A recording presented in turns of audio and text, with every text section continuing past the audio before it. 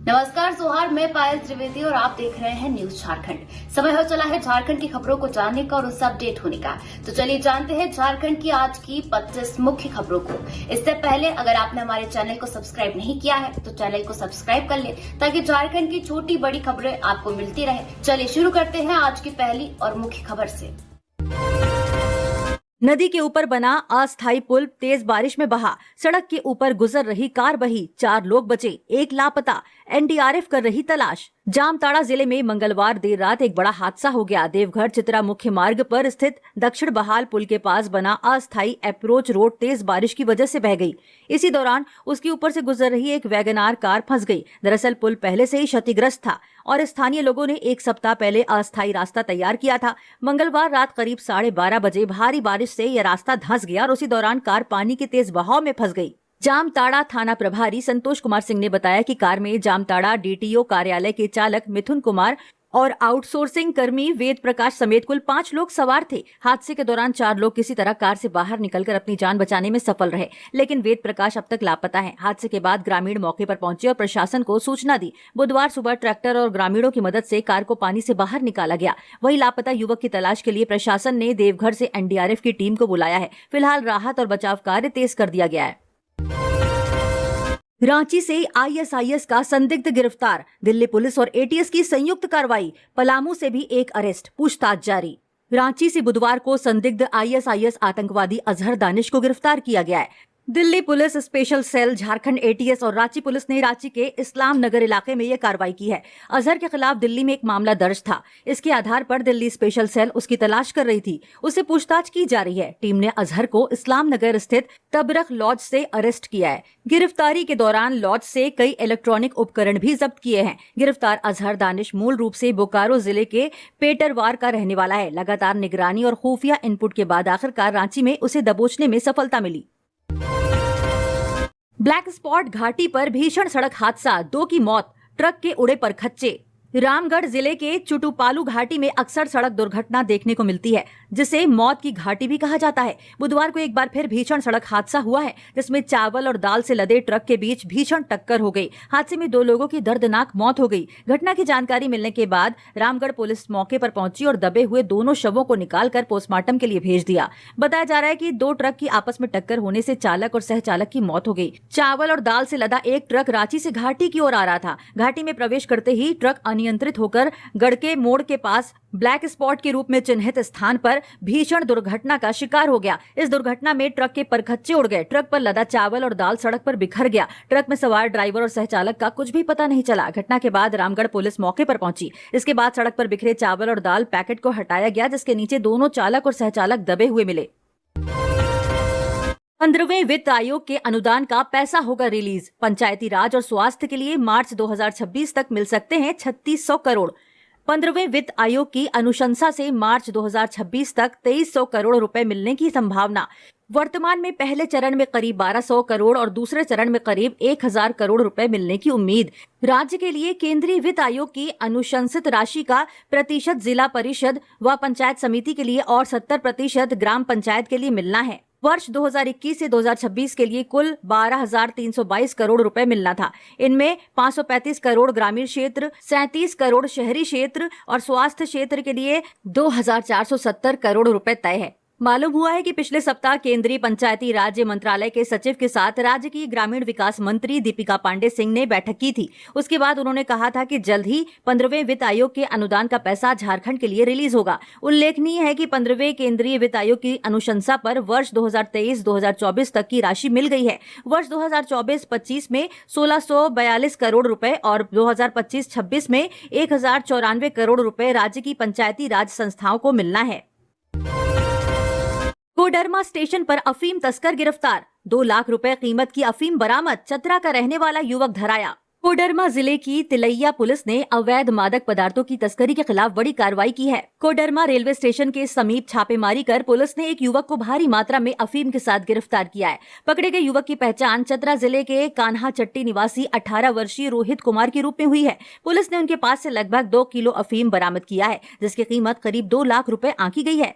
SDPO Anil Kumar Singh ने बताया कि कोडरमा एसपी अनुदीप सिंह को गुप्त सूचना मिली थी कि अफीम की बड़ी खेप को कोडरमा के रास्ते ले जाया जा रहा है। सूचना को गंभीरता से लेते हुए एसपी ने एसडीपीओ के नेतृत्व में विशेष टीम का गठन किया। इस टीम में तिलैया थाना प्रभारी विनय कुमार समेत थाना के कई जवानों को शामिल किया गया। इसके बाद पुलिस ने मंगलवार की रात करीब 8 बजे रेलवे स्टेशन के आसपास छापेमारी अभियान चलाया। छापेमारी के दौरान पुलिस की नजर एक संदिग्ध युवक पर पड़ी। बैग लिए हुए स्टेशन के आसपास घूम रहा था। पुलिस ने तुरंत उसे पकड़ा और पूछताछ की। उसने अपना नाम रोहित कुमार और पता चतरा जिले का बताया। शक होने पर जब उसके बैग की तलाशी ली गई तो उसमें से लगभग 2 किलो अवैध अफीम बरामद हुई। खूंटी विधायक रामसूर्या मुंडा की तबीयत बिगड़ी। खूंटी से झामुमो विधायक रामसूर्या मुंडा की तबीयत मंगलवार को अचानक बिगड़ गई, जिसके बाद उन्हें रांची स्थित रिम्स अस्पताल में भर्ती कराया गया। डॉक्टरों ने जांच के बाद बुधवार को उन्हें दोबारा अस्पताल बुलाया। फिलहाल वे रांची स्थित अपने आवास पर हैं। विधायक रामसूर्या मुंडा ने बताया कि उन्हें हार्निया की समस्या है, जिसके कारण तेज दर्द हुआ और अस्पताल जाना पड़ा। डॉक्टरों ने ऑपरेशन कराने की सलाह दी है, जिसे वे जल्द ही करवाएंगे। इस बीच उनकी तबीयत खराब होने की खबर मिलते ही पार्टी के कई कार्यकर्ता उनसे मिलने पहुंचे और उनके शीघ्र स्वस्थ होने की कामना की। प्रदेश के कई जिलों में आज बारिश की संभावना। 5 जिलों में हैवी रेन की चेतावनी। 24 घंटे में लातेहार में हुई सबसे ज्यादा बारिश। रांची समेत पूरे झारखंड में बुधवार से मौसम का मिजाज बदलने की संभावना जताई गई है। इस बदलाव की वजह बंगाल की खाड़ी से उठे साइक्लोनिक सर्कुलेशन को माना जा रहा है। दरअसल राज्य के कई हिस्सों में पिछले कुछ दिनों से गर्मी और उमस ने लोगों को परेशान कर रखा है। मंगलवार को रांची का अधिकतम तापमान 31.8 डिग्री सेल्सियस दर्ज किया गया, जो सामान्य से 2.3 डिग्री ज्यादा था। विभाग का कहना है कि बुधवार से शुरू होने वाली हल्की बारिश से लोगों को उमस भरी गर्मी से राहत मिलेगी। पिछले 24 घंटों में झारखंड में सबसे अधिक बारिश लातेहार जिले के सरयू में दर्ज की गई, जहां 75 मिलीमीटर बारिश हुई। वहीं रांची में मंगलवार की रात हल्की से मध्यम बारिश रिकॉर्ड की गई। राज्य के कई जिलों में 23.4 मिलीमीटर तक वर्षा हुई है। इससे फसलों को भी फायदा पहुंचने की उम्मीद है। मौसम वैज्ञानिकों का अनुमान है कि अगले 2 से 3 दिनों तक झारखंड के विभिन्न हिस्सों में रुक रुक कर बारिश होती रहेगी। इससे अधिकतम तापमान में गिरावट आएगी। बोकारो में मंगलवार को अधिकतम तापमान 33.5 डिग्री, जमशेदपुर में 35.8 डिग्री और मेदिनीनगर में 34.6 डिग्री दर्ज किया गया। हल्की बारिश के बाद इन जिलों में भी मौसम सुहावना होने की संभावना है। झारखंड में अगले 5 दिनों तक भारी बारिश और तेज हवाओं का दौर जारी रहने की संभावना है। मौसम विभाग ने पाकुड़, साहिबगंज, गिरिडीह, गोड्डा, जामताड़ा जिलों के लिए येलो अलर्ट जारी किया है, जिससे इन क्षेत्रों में विशेष सतर्कता बरतने की सलाह दी गई है। रांची मौसम विज्ञान केंद्र की ओर से जारी बुलेटिन में कहा गया है कि 14 सितंबर को सुबह 8:30 बजे तक झारखंड में व्यापक स्तर पर आंधी और तेज हवाएं चलने की संभावना है। इस दौरान राज्य भर के लोगों को भारी बारिश का सामना करना पड़ सकता है। साथ ही 30-40 किलोमीटर प्रति घंटे की रफ्तार से तेज हवाएं चल सकती हैं। जेपीएससी जेईटी परीक्षा के लिए 16 सितंबर से आवेदन शुरू। जानिए अंतिम तारीख। झारखंड पात्रता परीक्षा जेईटी के लिए 16 सितंबर से ऑनलाइन आवेदन की प्रक्रिया शुरू होगी। झारखंड लोक सेवा आयोग जेपीएससी ने मंगलवार को इसका शेड्यूल जारी कर दिया है। जेपीएससी जेट परीक्षा के जरिए विश्वविद्यालयों, महाविद्यालयों में विभिन्न विषयों के सहायक प्राध्यापकों की नियुक्ति और पीएचडी में नामांकन के लिए यह परीक्षा आयोजित की जाती है। यह स्टेट लेवल की पात्रता परीक्षा है। जेपीएससी ने इसका विज्ञापन 7 मार्च 2024 को ही निकाला था। इसके 1.5 साल बाद आयोग ने आवेदन लेने की प्रक्रिया का शेड्यूल जारी कर दिया। आवेदन प्रक्रिया 16 सितंबर 2025 से शुरू होगी। वहीं आवेदन करने की अंतिम तारीख 6 अक्टूबर रात 11:45 तक है। आयोग की ओर से जारी विज्ञापन के अनुसार 7 अक्टूबर शाम 5 बजे तक परीक्षा शुल्क का भुगतान किया जाएगा। वहीं 8 से 10 अक्टूबर तक आवेदन की अशुद्धियों को सुधारने के लिए करेक्शन विंडो की लिंक ओपन रहेगी। रांची में 14 सितंबर को यूपीएससी की परीक्षा, बनाए गए 24 केंद्र। रांची में 14 सितंबर को संघ लोक सेवा आयोग यूपीएससी की CDS2 और एनडीए NA2 परीक्षा होने वाली है, जिसकी तैयारियां पूरी कर ली गई हैं। इसको लेकर प्रमंडलीय आयुक्त अंजनी कुमार मिश्र ने अधिकारियों के साथ बैठक की। आयुक्त ने कहा कि परीक्षा शांतिपूर्ण और व्यवस्थित ढंग से कराना सबसे बड़ी जिम्मेदारी है। कोई भी लापरवाही बर्दाश्त नहीं की जाएगी। सभी अधिकारी और कर्मचारी पूरी निष्ठा से अपना काम करें। बैठक में आयुक्त के सचिव आलोक कुमार, नगर पुलिस अधीक्षक, अपर जिला दंडाधिकारी राजेश्वर नाथ आलोक, प्रतिनियुक्त अधिकारी और विभिन्न स्कूल कॉलेजों के शिक्षक मौजूद रहे।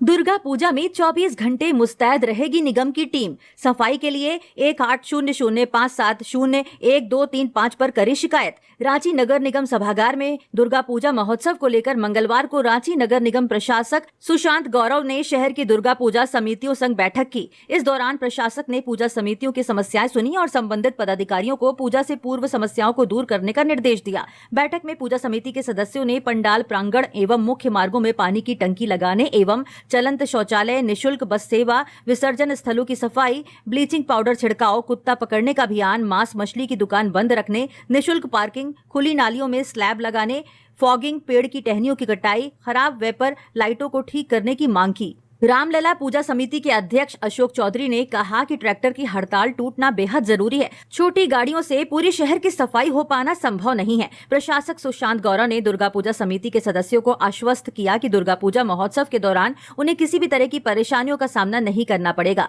दुर्गा पूजा के पर्व, पूजा के दौरान एवं पूजा के पश्चात तक निगम की टीम 24 घंटा पूरी मुस्तैदी के साथ काम करेगी। बैठक के दौरान पंच मंदिर दुर्गा पूजा समिति हरमू ने सड़क की मरम्मत और नालियों पर स्लैब लगाने की मांग की। निगम से डस्टबिन की भी मांग की गई। आरआर स्पोर्टिंग क्लब ने पूजा पंडाल आने वाले मार्ग में गंदगी व सड़क की समस्याएं रखी। खोकर दुर्गा पूजा समिति ने नाली की सफाई, जर्जर सड़क, खुली नालियों पर स्लैब लगाने की मांग की। ओसीसी बांग्ला स्कूल क्लब ने बड़ा तालाब से पंडाल की ओर आने वाली बदहाल सड़क को ठीक करने की जिम्मेदारी बताई। खोरठा गानों ने भोजपुरी को भी पीछे छोड़ दिया। झारखंडी संगीत में फैलती अश्लीलता पर खुलकर बोले कलाकार। झारखंड के कलाकारों का महाजुटान राजधानी रांची में 9 सितंबर को हुआ।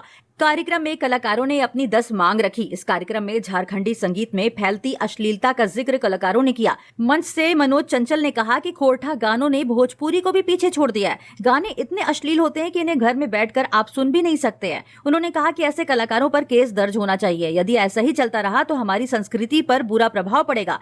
हॉलीवुड एक्टर रमन गुप्ता ने कहा कि झारखंडी संगीत में अश्लीलता के खिलाफ हमेशा मुखर होकर अपनी बात रखता हूं। उन्होंने कहा कि शुरुआत के दिनों में मुझसे भी कई गलतियां हुई, लेकिन अब मैं अश्लीलता के खिलाफ मुखर होकर हर प्लेटफॉर्म में अपनी बात रखता हूं। इसे जड़ से खत्म करने की जरूरत है। कार्यक्रम में पहुंची कृषि, पशुपालन और सहकारिता मंत्री शिल्पी नेहा तिर्की ने कहा कि झारखंडी कलाकारों में बहुत प्रतिभा है।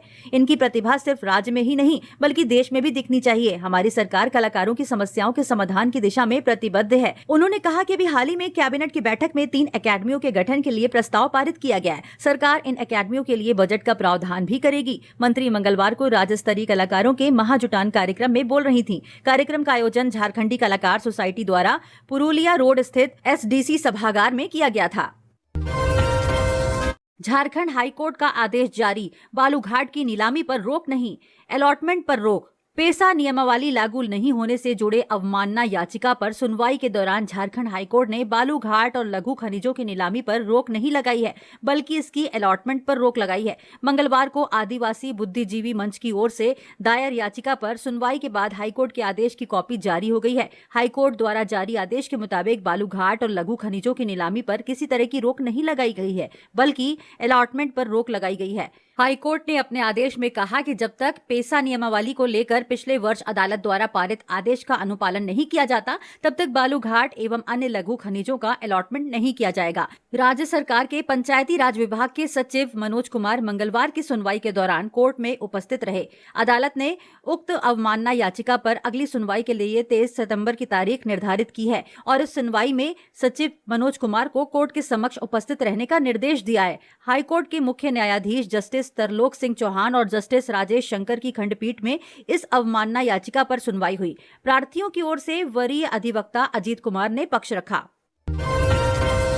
रांची होकर गुजरेगी 7 जोड़ी पूजा स्पेशल ट्रेन।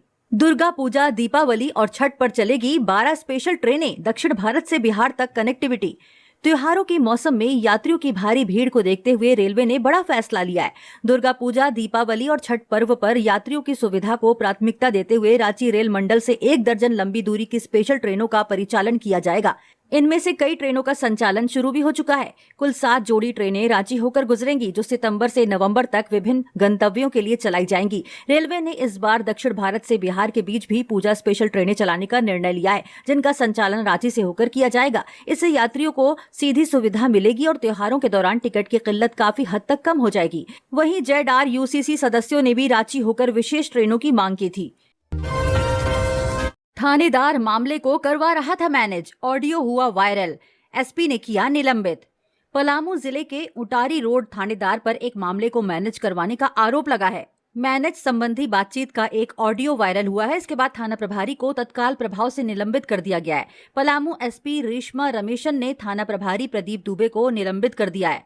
पांकी थाना में तैनात सब इंस्पेक्टर संतोष गिरी को नए थानेदार बनाया गया। पलामू एसपी रेशमा रमेशन ने निलंबन की पुष्टि की है। दरअसल उटारी रोड थाना क्षेत्र में कुछ दिनों पहले दो पक्षों के बीच मारपीट हुई थी। मारपीट के बाद पूरे मामले में शिकायत पुलिस तक पहुंची थी। आरोप है कि थानेदार ने दोनों पक्षों के बीच विवाद सुलझाने का प्रयास किया था और एक पक्ष को दूसरे पक्ष को 50,000 रुपए देने को कहा था। इससे संबंधित एक पक्ष एवं थानेदार की ऑडियो वायरल हो गई थी। पूरे मामले में बिश्रामपुर एसडीपीओ के नेतृत्व में एक जांच टीम का गठन किया गया था।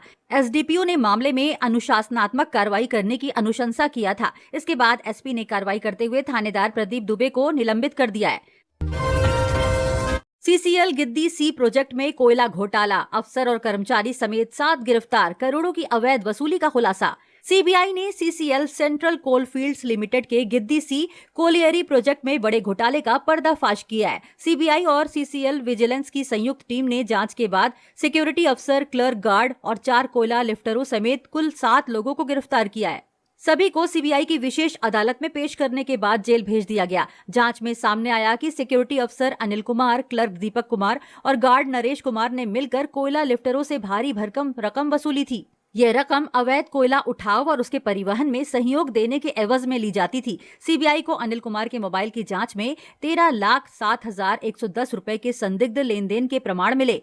वहीं क्लर्क दीपक कुमार के मोबाइल से 90,860 रुपए और गार्ड नरेश कुमार के मोबाइल से 4,16,400 रुपए का लेन देन उजागर हुआ। पूछताछ में तीनों कर्मचारी कोई संतोषजनक जवाब नहीं दे सके। जांच में सामने आया कि अनिल कुमार ने अकेले ही कोयला लिफ्टर मोहम्मद सद्दाम से 2,79,410 रुपए, इजराइल अंसारी से 50,000 रुपए, अक्षय कुमार दास से 9,54,700 रुपए, मोहम्मद तबारक से 2 लाख रुपए और अरुण लाल से 3,000 रुपए लिए थे। सीबीआई ने 26 जून 2025 को इस मामले में केस दर्ज किया था। इससे पहले 26 और 27 फरवरी को औचक निरीक्षण में इस घोटाले की शुरुआत का सुराग मिला था। अब गिरफ्तार सभी 7 आरोपी जेल की हवा खा रहे हैं।